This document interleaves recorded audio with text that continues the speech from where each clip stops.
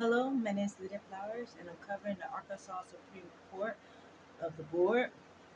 And I have to cover it again because I need to wear my hat so you can see me doing it differently. I don't know. Okay, just listen. Okay.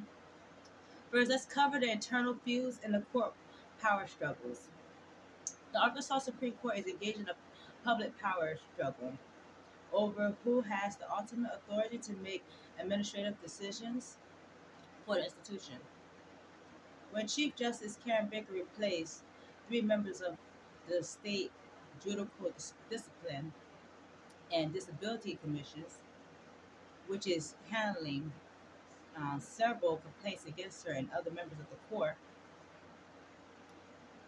the justice said she has every right to make decisions about employees and appointments. The turmoil in Arkansas has been building since 2024, including a lawsuit brought by one of the justices. Now, Baker and a majority of her colleagues are in a standoff that appears likely to end in litigation or intervention by the state legislature.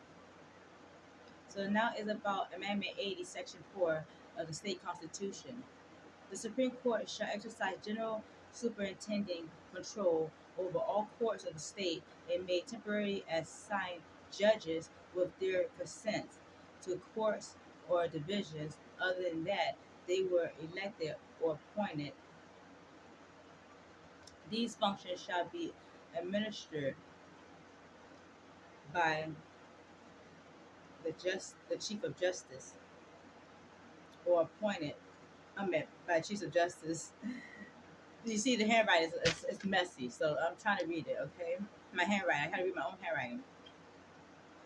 The drama brought more attention and could lead to a decline in public confidence in the court if left unattended.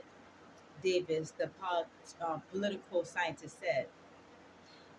An 8-year contract and the role of the Administrative Office of the Courts, AOC.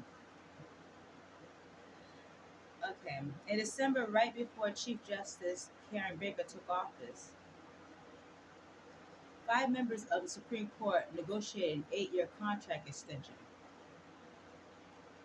with Marty Sylvan, the director of AOC, because the Chief of Justice is the traditionally responsible for nominating the AOC director serves at the pleasure of the Supreme Court. The time of this more sparked a constitution dispute. Baker's terms as also 8 years, meaning the effectively uh, lost the opportunity to appoint her own leadership for the duration of her term of the Arkansas Supreme Court. The day, the day-to-day operations, okay, handling budgets, payroll, and strategic planning for the judicial branch. All right, oversight and discipline boards. Judicial discipline talk about the Judicial Discipline Disability Commissions, JDDC, which is responsible for investigating judges, ensuring they follow the code of judicial conduct. So what does the commission does? Three things the commission does. Okay, three things: jurisdiction, misconduct, and legal error. And disability evaluation. So jurisdiction, the JDDC has authority over all state, county, and local judges, including Supreme Court justice, Court of Appeals judges, magistrates, and commissioners. Okay, misconduct versus legal error. The JDDC strictly separates conduct subject to discipline, like bias, conflict of interest, or unethical behavior. Wow! How they have each other's back when you think you can trust in your system. from judicial decisions subject to appeal, like a simple legal error. Legal errors must be addressed through the traditional appeal process. Disability evaluation, see they're cuckoo, It also investigates whether a judge has a permanent or temporary mental or physical disability that prohibits them from performing their official duties, like having a caring heart, showing some sympathy. Are you a murderer too, just like the so-called seen as a murderer? Because if you don't care, if you just don't give a damn, then surely you're not for God. You're not for God. You're for the devil, and you're evil just like that's what the act is. If the person didn't do the act, and if they did the act, there should be mercy. It should be just death, death, death, death, death. It's not learning nothing. No one's learning anything. You're not teaching anything. So yes, I think the legal error to me is that the whole system need to get their whole head checked and change the way they're doing things, because it's wrong. Wherever upstairs is coming from is wrong. So, whatever. The Board of Operations. I'm going to discuss other crucial entities like the Continuing Legal Education (CLE) Board. The CLE mandatory requirements. This is getting tight and hot. The board informs the rule that attorneys must complete 12 hours of continuing legal education annually. Ethics and professionalism. Of the required hours, at least 1 hour must be dedicated strictly ethics or professionalism. Course of accreditation. The board reviews and approves continuing education courses, webinars, and conferences to ensure they meet strict educational guidelines. Tracking and compliance. The board manages the yearly reporting period ending June 30th, which already passed now because we're in July, and tracks the compliance, ensuring attorneys uphold their ongoing duty to the public and the court. Major legal battles over state authority. Board of Corrections lawsuit.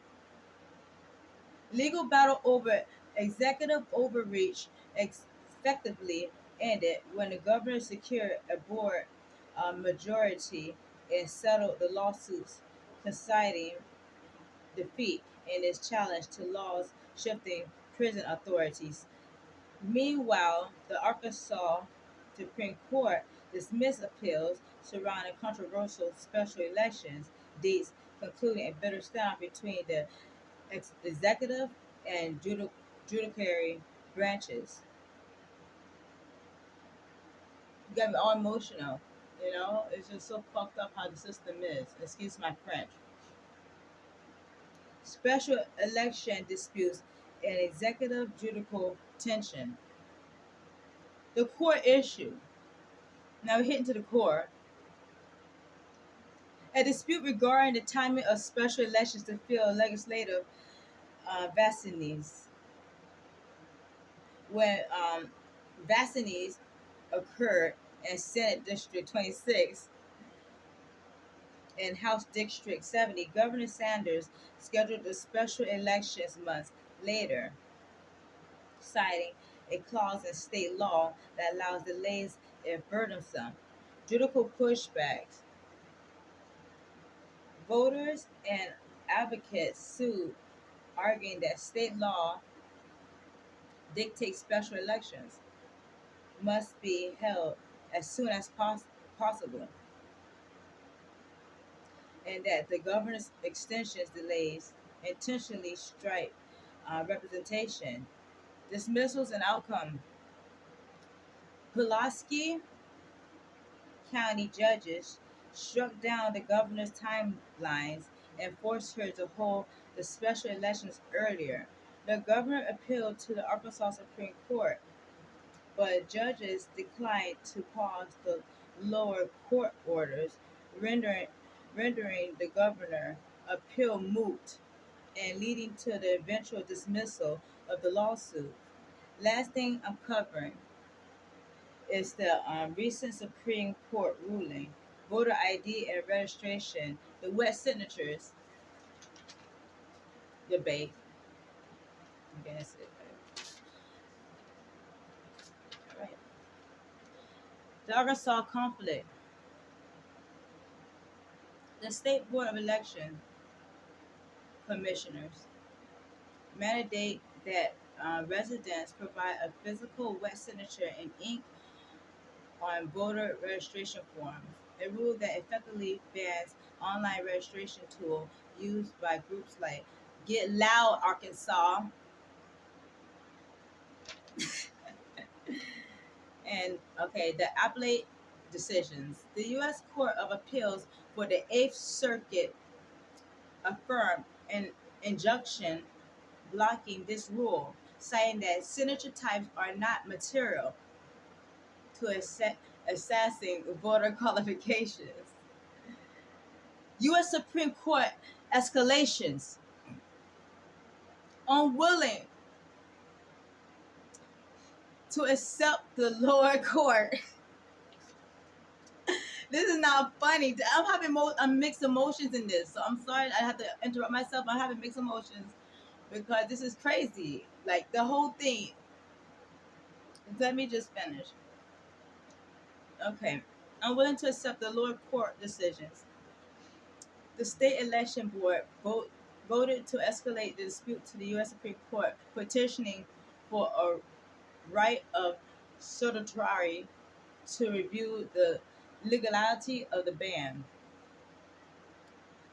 Direct democracy, legislative power over citizens' measures, legislative restrictions on amendments.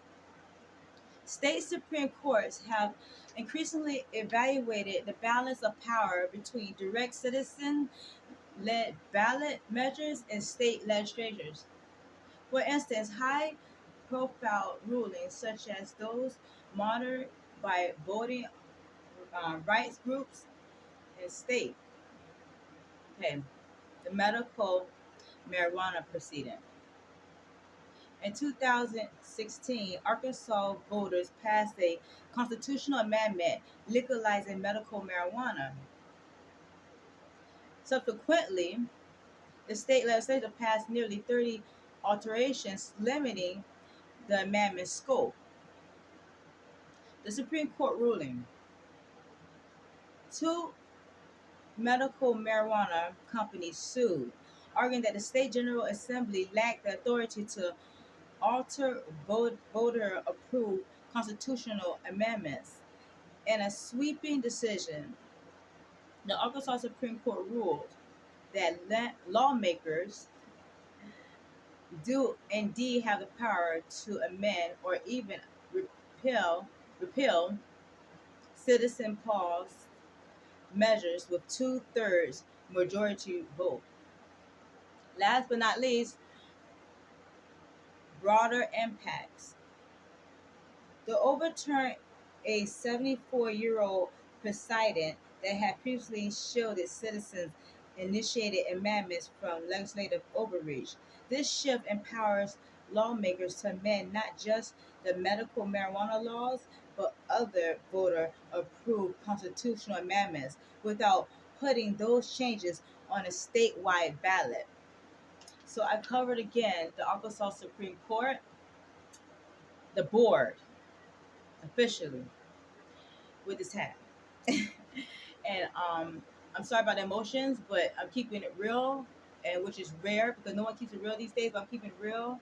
And I'm just letting you know how things are and let you see it for yourself. How things are truly are with the Supreme Court, with the board. Thank you so much, and please subscribe to my channel. Tune in to other videos I may throw at you and may grab your attention. And just know I love you, and thank you for being here to listen to me. Okay. God bless you, and may you succeed in all your things you need to do, and no death. Okay, like duh, come on, like wake up, like come on.